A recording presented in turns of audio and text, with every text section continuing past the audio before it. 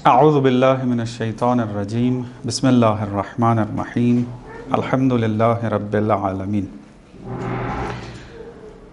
आमोज़िश फ़लसफ़ा में हमारी बहस किताब के मुताबिक तीसरे दर्स में चल रही थी, जिसमें जनाब आयतुल्लाह मिसबाह हफ़ज़हुल्लाह ने दो मकतब फ़िक्र जो मुतारफ़ करवाए थे उस पे बहस हो गई, और इसके बाद तकरीबन दो मकतब फ़िक्र मज़ीद बयान करते हैं और तारीख़ फ़लसफ़ा की जो बहस है वो ख़त्म हो जाती है।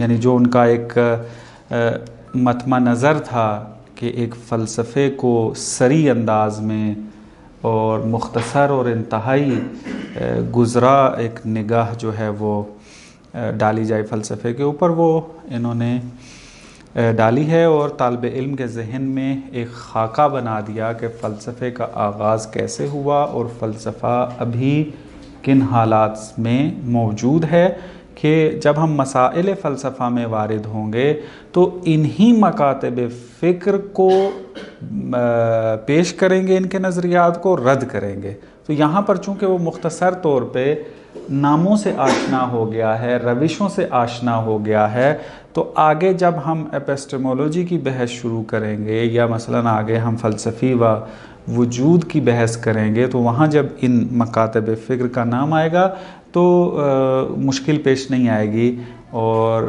ताज्जुब नहीं होगा कि ये किस किस्म के मकातब फ़िक्र हैं।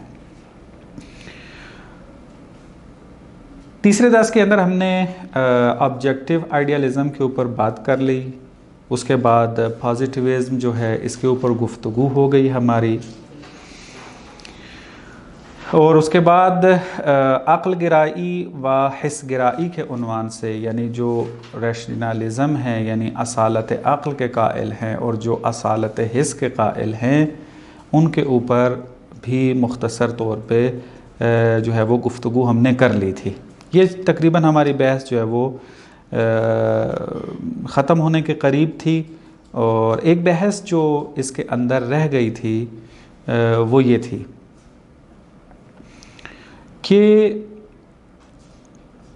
हेगल का जो फ़लसफ़ा था, जो कि आइडियलिज़म में हेगली जिसे कहते हैं, कि हेगल आइडियलिज़म का कायल था, कि मुख्तसर से उसके ऊपर गुफ्तगू हुई है, इसने एक मुनज़्ज़म और जामे निज़ाम फ़लसफ़े का दिया था बाकी मकतबों के मुकाबले में। यानी जो यहाँ पर जामे और मुनज़्ज़म की बात हो रही है वो दूसरे मकातब फ़िक्र के को मद्देनज़र रखते हुए कहा जा रहा है। वाइला अगर मुकम्मल तौर पे मद्देनज़र रखें तो अभी भी नक़ाइस थे इसके फ़लसफ़े में और हैं भी। इसमें हेगल ने क्या काम अंजाम दिया था? हेगल ने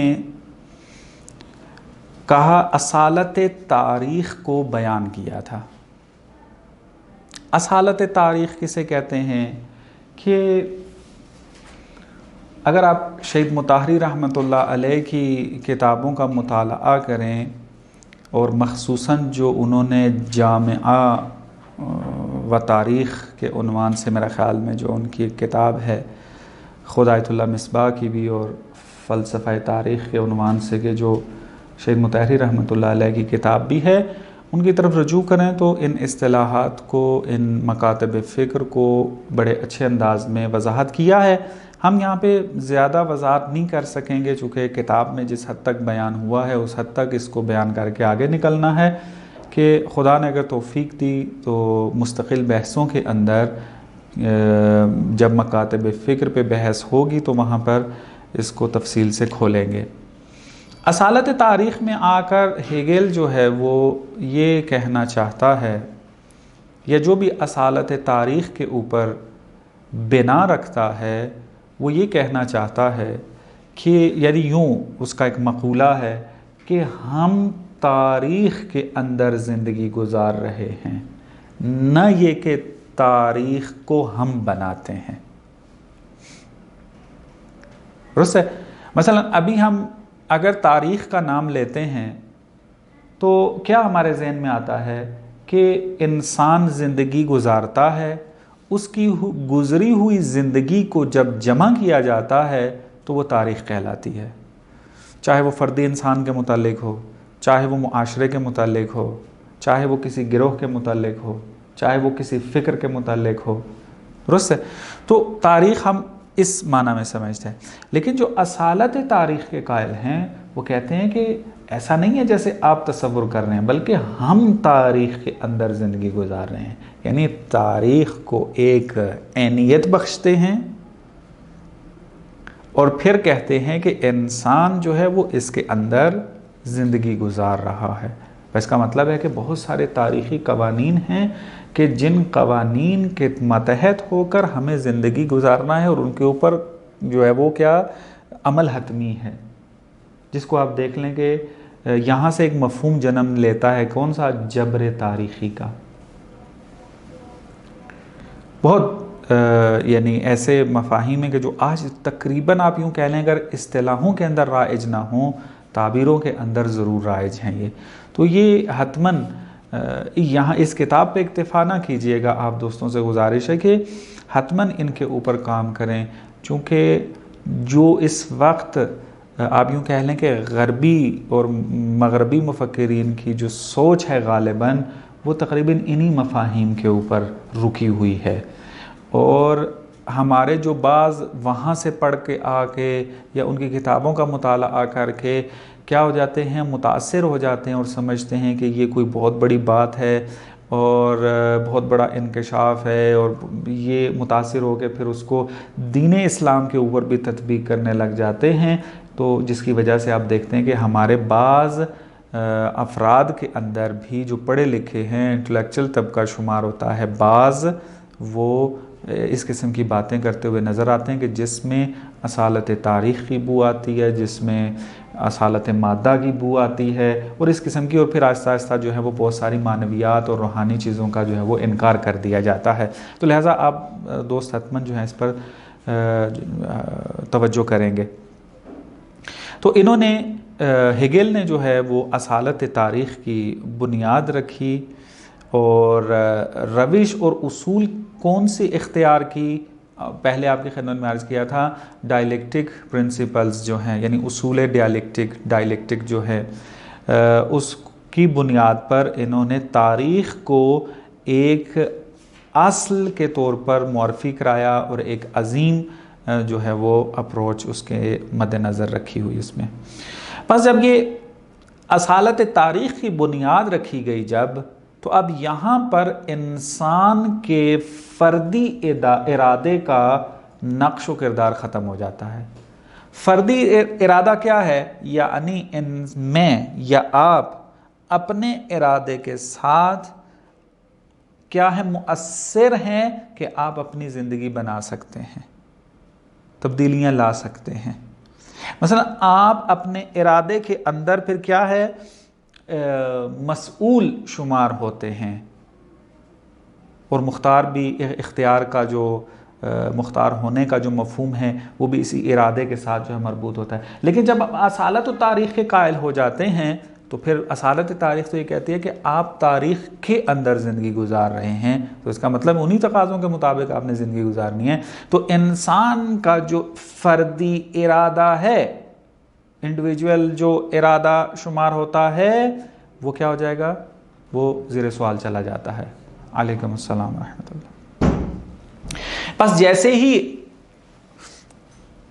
ये वाला मकाम आया कि जहाँ इंसान के इरादे को ख़त्म किया जाने लगा, यहाँ से फिर क्या हो गया, फ़लसफ़ा हेगेल, जो फ़लसफ़ा तारीख़ हेगेल है कि असालत तारीख़ है, और मंतिक़ हेगेल क्या थी, वही डायलेक्टिक उसूल के जो अर्ज़ किया था, थीसिस जो थे, एंटीथीसिस और सिंथेसिस। तो ये मंतिक़ इसके ऊपर जो है वो इंतक़ाद, इश्कालात जो है वो शुरू हो गए, और सबसे ज़्यादा जिसने शदीदन इसका नक़्द किया और इसके ख़िलाफ़ मुकाबला किया वो किरकेगार्ड था, कि पिछले दर्स में आपको तारुफ़ करवाया उसका। किरकेगार्ड जो था वो मसूलियत फर्दी और इरादे फर्दी का कायल था, और वो कायल था कि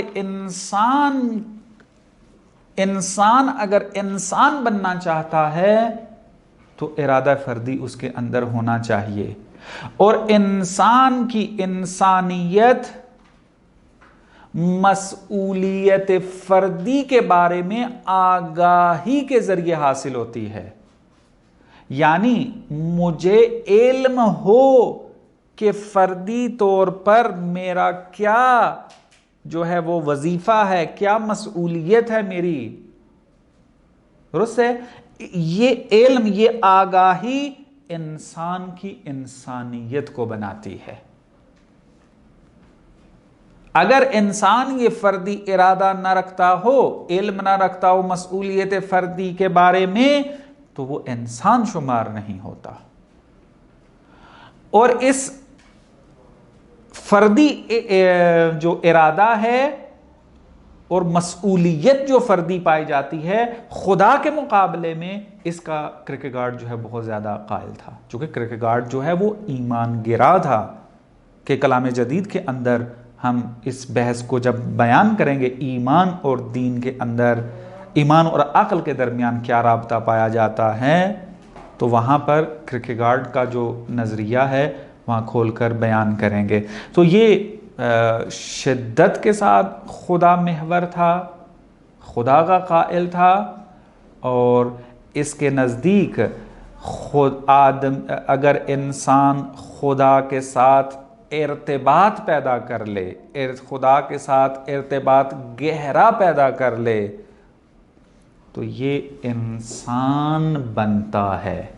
यानी इसका गहरा राब्ता ईजाद करना खुदा के साथ, ये इसको क्या बनाता है, इंसान बनाता है। ये किरकेगार्ड का एक मकूला मशहूर है, दुरुस्त है। बस देखा आपने कि हेगल के फ़लसफ़े के ऊपर इंतकाद जो हैं वो शुरू हो जाते हैं, और जब ये इंतकाद जो हैं वो शुरू होते हैं, तो अब फ़लसफ़ा कि जो आइडियलिज़म की तरफ जा चुका था, और जो फ़लसफ़ाए फेमिनोलॉजी के नाम पर जो है वो राइज हो चुका था, फेनोमेनोलॉजी कौन सा फ़लसफ़ा है कि ये कहते हैं कि हमारे पास जो चीज़ हाजिर होती है, हमारे जहन के ऊपर जो जलवागर होती है, हमारे जहन में जो चीज़ आती है और ज़ाहिर होती है, वही हमारे लिए अहमियत रखती है। क्योंकि आपको अर्ज़ किया था, एक नोमिन एक फिनोमिन है। नोमिन खारजी चीज़ है, और ये खारजी चीज़ आपके जहन के लिए जिस तरीके से ज़ाहिर होगी उसको फिनोमिन कहते हैं। फ़ारसी में वो बूद है, ये नबूद है।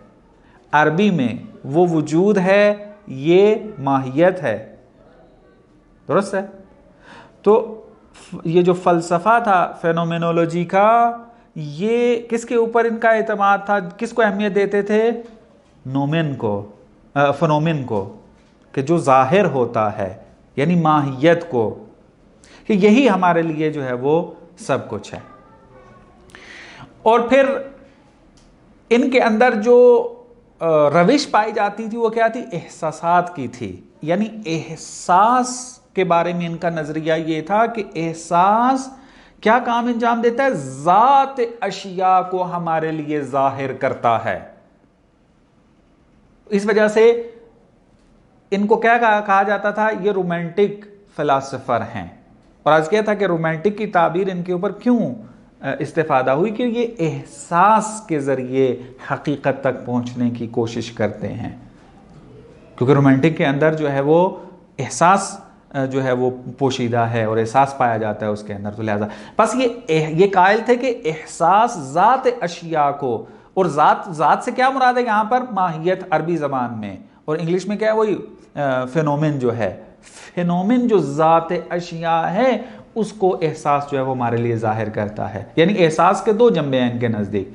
एक एहसास का जो जंबा पाया जाता है, मसलन एक खुशी है, गमी है, भूख का एहसास करना है, ये चीज़ें एक आपको होती हैं। लेकिन एक मर्तबा आपको ये एहसास पैदा होता है और उसके ज़रिए आपके लिए एक शय की माहियत ज़ाहिर हो जाती है। मसलन आप जैद अमर बकर गनम फलाने, इसको जैद अमर बकर को देखते हैं, तो इनको देखने के बाद फिर क्या है, आपके लिए उनकी एक माहियत और ज़ात जलवागर होती है, जिसको आप इंसान कहते हैं। मतलब मैं इसी फ़लसफ़ा इस्लामी की मिसाल दे रहा हूँ। तो अब इनके लिए अहमियत कौन सी चीज़ है? फिनोमेनोलॉजी में फिनोमेन, ये जो ज़ाहिर हो रही है, ये जो ज़ात एशिया उसके लिए ज़ाहिर हो रहे हैं। तो ये हेगल के फ़लसफ़े से ये फ़लसफ़ा फिनोमेनोलॉजी जो है वो वजूद में आता है और आगे बढ़ता है इस तरीके से। लेकिन जब किरकेगार्ड ने आकर एतराज़ शुरू किया, मुकाबला किया आकर, तो ये जो फ़लसफ़ा फिनोमेनोलॉजी था ये तब्दील हो जाता है कहाँ? एक और मकतब फ़िक्र में। यानी ये तब्दील नहीं होता है, यानी एक और मकतब जो है वजूद में आता है, जिसको कहा जाता है एग्जिस्टेंशियलिज़म। एग्जिस्टेंशियलिज्म जो है ये एक मकतब वजूद में आता है और इसने फिर बहुत सारे मुफक्किरीन जो मगरिब ज़मीन के हैं उसको मुतासिर किया। एग्जिस्टेंशियलिज्म के अंदर ये फ़लासफ़र क्या कहते हैं, इस मकतब फ़िक्र के अफराद क्या कहते हैं? ये कहते हैं कि जब इंसान वजूद पैदा करता है तो वजूद पैदा करने के बाद इंसान अपने फर्दी इरादे के जरिए अपनी माहियत और जात को बनाता है। बात वाज़ेह? यानी पहले से अपनी जात और माहियत को लेकर नहीं आता, बल्कि इस कायनात में आता है, वजूद पैदा करता है, वजूद पैदा करने के बाद फिर ये अपनी उस मसूलियत और फर्दी इरादे के ज़रिए और उस इख्तियार के ज़रिए कि जो उसको दिया गया है उसके ज़रिए अपनी ज़ात को तश्कील देता है। बात वाज़ेह? बस यहां से एग्जिस्टेंशियलिज्म का मतलब क्या है? यानी फ़लसफ़ा वजूदियत। और फ़लसफ़ा वजूदियत का मतलब यह है कि इस फ़लसफ़े के अंदर वजूद मुक़द्दम है, और वजूद के मुक़द्दम होने से क्या मुराद है अभी आपकी खिदमत में अर्ज़ किया है कि वजूद पैदा करता है, माहियत नहीं लेकर आता, ज़ात उसकी नहीं होती है, ये खुद फिर क्या करता है, अपनी ज़ात को बनाता है। मतलब है पर ये मकतब फ़िक्र जो वजूद में आया, इसमें फिर बहुत सारे फ़िलासफ़र जो है वो सामने है। हाइडेगर जैसा एक बहुत बड़ा मुफक्किर, जैस्पर जैसी शख्सियत जो जर्मनी के अंदर है, और एक बहुत बड़ी शख्सियत के जिसका आज भी नाम है जॉन पॉल सार्टर के नाम से, कि वो भी यही एग्जिस्टेंशियलिज्म के साथ मरबूत था। अब ये जब मकतब फ़िक्र वजूद में आया एग्जिस्टेंशियलिज्म वाला, इब्तिदा में तो ये क्या थे, खुदा महवर थे। जैसे आपको बताया कि किरकेगार्ड सरसख्त खुदा का कायल था, चूंकि खुद एक आलिम था, मसीही आलिम था, दुरुस्त है। लेकिन ये फ़लसफ़ा और ये मकतब फ़िक्र जब फैलना शुरू हुआ और इसके अंदर मुख्तलिफ तब्दीलियाँ वाक़ई हुई, तो आहिस्ता आहिस्ता इसके अंदर भी तमायुल पैदा होना शुरू हुआ इस मकतब फ़िक्र के अफराद के अंदर कि वो इल्हाद की तरफ चले जाएं। मसलन आप देखें किरकेगार्ड के जो फिदर एग्जिस्टेंशियलिज्म है, जिसको बाप यानी बुनियाद रखने वाला जो है वो शुमार किया जाता है, वो खुदा का कायल है, खुदा के वजूद पर उसके पास दलाइल है, बुरहान है, साबित करता है उसको आके। और लेकिन आप जॉन पॉल सार्टर को अगर देखते हैं तो ये सरसख्त जो है वो मुल्हिद है, खुदा को नहीं मानता। लेकिन मकतब फ़िक्र एक ही है, वो भी एग्जिस्टेंशियलिज्म का कायल है और ये भी एग्जिस्टेंशियलिज्म के तहत ही जो है वो आता है। बहरहाल तो ये दो हिस्सों में जो है वो इस तरीके से तकसीम हो जाता है। ये एक मकतब फ़िक्र जो आयतुल्लाह मिसबाह हफ़ज़हुल्लाह ने यहाँ पर बयान किया है। इसके बाद जो एक मकतब यहाँ पर बयान करते हैं वो है डायलेक्टिक मेटेरियलिज्म। मेटेरियलिज्म यानी जो असालत मादा के कायल हैं, दुरुस्त है। और ये एक अलग बहस है तफसीली कि अपने मकाम पर इसके ऊपर गुफ्तगू होगी। एक हमारे पास सादी मेटेरियलिज्म है और एक ये डायलेक्टिक मेटेरियलिज्म है। ये फ़र्क करती है उन बाज़ चीज़ों के अंदर, वाइला इश्तराकात बहुत ज़्यादा पाए जाते हैं लेकिन बाज़ रविशों में इख्तिलाफ पाया जाता है। डायलेक्टिक मेटेरियलिज्म जो है, इसको आप यूं कह लें कि ये फ़िक्र जो है ये कार्ल मार्क्स के ज़रिए से वजूद में आती है, कि जिसको हम इसके मकतबा फ़िक्र को किस नाम से याद करते हैं? मार्क्सिज़म के नाम से। कि इस मार्क्सिज़म ने मुख्तलिफ मैदानों के अंदर अपने नज़रिए दिए और जो है वो मारूफ हुए, और इनका ज़्यादा शोहरत जो पाई जाती है वो किस शोबे में है? इक़्तिसाद के अंदर। चूँकि ये इक़्तिसाद को क्या समझते हैं? बुनियाद, मुआशरे की बुनियाद और असास समझते हैं कि अगर ये ज़ीरबिना यानी उसकी जो आप कह लें कि जब आप एक बिल्डिंग बनाते हैं तो बिल्डिंग बनाते हुए एक बुनियाद पहले बनाई जाती है, उसके ऊपर पूरी बिल्डिंग खड़ी की जाती है। तो इनके नज़दीक यानी मार्क्सिज़म के नज़दीक वो बुनियाद जो है वो इक़्तिसाद है। बहरहाल, तो कार्ल मार्क्स ने जो है डायलेक्टिक मंतिक और असालत तारीख़ का जो नज़रिया है वो हेगल से लिया,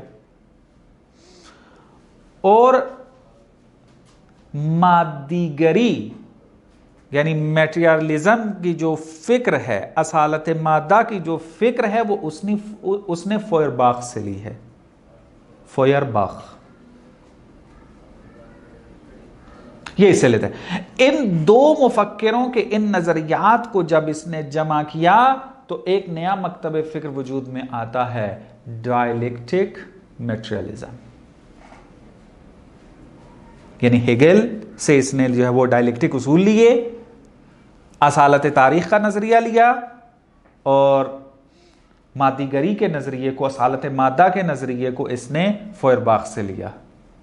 तो आकर ये उसूल बुनियाद रखी इस मकतब फ़िक्र की, और ये रविश क्या थी इनकी? वही तज़ाद और तनाक़ुज़ के ऊपर कायम थी। यानी वही जो आपकी खिदमत में अर्ज़ किया था जब हेगल के फ़लसफ़े को तारुफ़ करवाया था कि ये डायलेक्टिक उसूल कौन से हैं, वो 3 ट्रायंगल जो बनाया था उसकी बुनियाद पर ये आकर अपने फ़लसफ़े को जो है वो बयान करते हैं। फिर मार्क्स ने आकर तारीख़ इंसान को 3 मरहलों में तकसीम किया। आकर कहा कि पहला जो मरहला था वो इसका इश्तराकी मरहला था, कि जहाँ पर कोई भी इंसान किसी भी चीज़ का जो है वो मालिक नहीं था, मिल्कियत उमूमी पाई जाती थी। उसके बाद जो है वो बर्देदारी का निज़ाम आ जाता है, फ्यूडलिज़म, और सरमायादारी का निज़ाम आ जाता है कि जहाँ पर मिल्कियत आ जाती है, चीज़ों का मालिक बना जाने लगा, फ़र्दी मिल्कियत आने लगी। और तीसरा जो तारीख़ बशर है, तारीख़ है बशर की, और इसी मरहले की जुस्तजू के लिए मार्क्स ने इक़दाम किया था, वो था कि दोबारा जो है वो सोशलिज़म जो है वो वजूद में आए, कि सोशलिज़म के अंदर जो है वो मालिकियत फ़र्दी जो है वो ख़त्म हो जाती है, यानी अशिया के ऊपर मुआशरे में, कि जो मसलन जो है बड़ी बड़ी आप कह लेंगे जो चीज़ें होती सरमाई चीज़ें हैं उनकी मिल्कियत जो है वो ख़त्म हो जाए। एक ख़ास हद तक फ़र्दी मिल्कियत के सोशलिज़म में अभी कायल है, लेकिन इंतहा कहाँ पर होनी थी? कम्युनिज़म के अंदर। कम्युनिज़म में जाकर इद्दा इनका ये था कि मिल्कियत सिरे से ख़त्म करनी है, लेकिन जब वो ये नहीं कर पाए तो इन्होंने तनज़्ज़ुल फिर सोशलिज़म के ऊपर किया आगे, कि मिल्कियत की नफ़ी की है लेकिन वो हुकूमत लेवल के ऊपर, और बड़ी बड़ी जो फैक्ट्रियाँ और मिसाल के तौर पे इस तरह की चीज़ें, तो वो कायल हैं कि जो उमूमी चीज़ें हैं उनकी मिल्कियत उमूमी होनी चाहिए, वो किसी की मिल्कियत में नहीं होनी चाहिए। और मुख्तलिफ जो बाज़ इनकी तफसीलात मौजूद हैं कि खुदा इंशाअल्लाह अगर तौफीक दे। ये मौजू एक दिलचस्प मौजू है और हमारे पाकिस्तान के और उर्दू ज़बान माशरे के लिए बहुत ज़रूरी है, चूँकि मार्क्सिज़म इस वक्त अगर ईरान के अंदर ख़त्म हो चुकी है तो इसका मतलब ये नहीं है कि ये अभी ज़िंदा नहीं है, बल्कि मार्क्सिज़म का नज़रिया जो है हमारे बड़ी आबोताब के साथ मखसूसन पाकिस्तान के अंदर, अब इंडिया का मुझे नहीं पता और बाकी मुल्कों के अंदर जो सर्वे थोड़ा बहुत किया वो ये कि मार्क्सिज़म इस वक्त पाकिस्तान में ज़िंदा है और बाकायदा इदारा है एक लाहौर के अंदर, बहुत बड़ा इदारा है कि जिसके अंदर इस मार्क्सिज़म का जो है वो तरवीज़ की जा रही है, इसके अफकार फैलाए जा रहे हैं। अगरचे वो इक़्तिसादी बुनियादों पर काम कर रहे हैं, लेकिन फ़लसफ़ी जो आइडियालॉजी है मार्क्सिज़म की उसके भी कायल है। और फ़लसफ़ी तौर पर मार्क्सिज़म जो है वो मादियत पसंदी है, जैसा कि आपका अर्ज़ किया, डायलेक्टिक मटेरियलिज़म है, यानी मटेरियलिज़म इनकी बुनियाद में शामिल है, दुरुस्त है। और जो भी मार्क्सिज़म के नज़रिए का कायल हो जाता है, समझ जाएं कि ये बंदा आहिस्ता आहिस्ता दीन से हाथ धो बैठेगा, चूँकि उसकी जो बुनियादें हैं वो मटेरियलिज़म के ऊपर हैं, मादा गिराई के ऊपर है, हसालत मादा के ऊपर हैं, और उसका नतीजा जो है वो एक अजीब जो है वो निकल सकता है आकर। भारत बस तीसरा मरहला जो है वो ये कायल है कि वो कम्युनिज़म का है, कि ये एक ऐसा मरहला है जहाँ पर कुल्ली तौर पर मालकियत ख़त्म हो जाएगी और जहाँ पर दौलत और हुकूमत की ज़रूरत भी बाकी नहीं रहेगी। ये कहते हैं कि ये आइडियल सिस्टम है, ये आइडियल मकाम है और यहीं तक पहुँचना है, और ये जस्तजू भी इन्होंने इसीलिए की थी। लेकिन बहरहाल ये सिलसिला अभी तक बाकी है, इसके ख़िलाफ़ भी बहुत सारे तहरीकें निकली मार्क्सिज़म के ख़िलाफ़ फ़िक्री तौर के ऊपर, और बहुत सारे मुफ़क्किर सामने आए जिन्होंने इनके उसूलों को रद्द किया कि चूँकि ये अहमियत का हामिल मसला है, खुदा इंशाअल्लाह अगर तौफीक दे और बहुत ज़्यादा ख्वाहिश है कि इस मार्क्सिज़म के मौजू को जुदा तरीके से जो है वो यहाँ पर तदरीस किया जाएगा इंशाअल्लाह। जो मुख्तलिफ़ मौज़ूआत हमारे चल रहे हैं उनमें से एक मौजू अगर अपने अख्ताम को पहुँचता है तो इस सिलसिले को उसके फ़ौरन बाद जो है वो शुरू करेंगे।